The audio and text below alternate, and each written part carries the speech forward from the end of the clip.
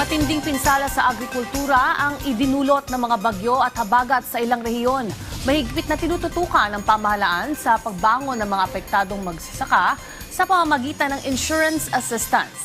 Target ng gobyerno na mapasigla uli ang produksyon ng mga magsasaka. Yan ang ulat ni Elijah Canlas.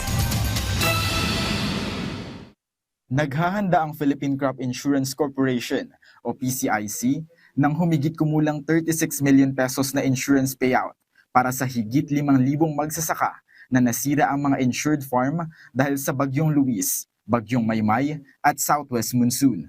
Ayon sa ulat ni PCIC President Joey Bernabe kay Agriculture Secretary Francisco Chu Laurel Jr., inatasan na ang regional offices ng ahensya na magsagawa ng validation sa pinsala upang mapabilis ang pagproseso ng mga insurance claim. Batay sa paunang pagtataya ng PCIC, umabot sa mahigit 35 million pesos ang halaga ng insured damage sa 6 na rehiyon sa bansa, kung saan pinakamaraming naapektuhang magsasaka sa Region 3, kasunod ng Region 1 at Region 4B o Mimaropa. Naitala naman sa Region 1 ang pinakamataas na halaga ng insured damage na umabot sa halos 10 milyong piso.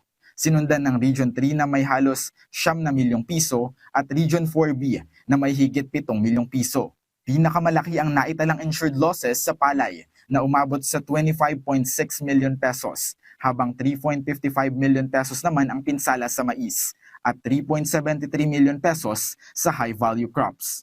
Binigyang diin ni Agriculture Secretary Francisco Chu Laurel Jr.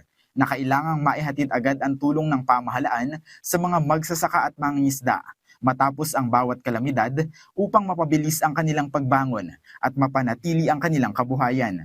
Ayon naman kay PCIC President Joey Bernabe, pinalalakas ng ahensya ang proseso ng pagtukoy ng pinsala, pagproseso ng claim at pagbibigay ng insurance assistance upang agad makabalik sa produksyon ang mga apektadong magsasaka.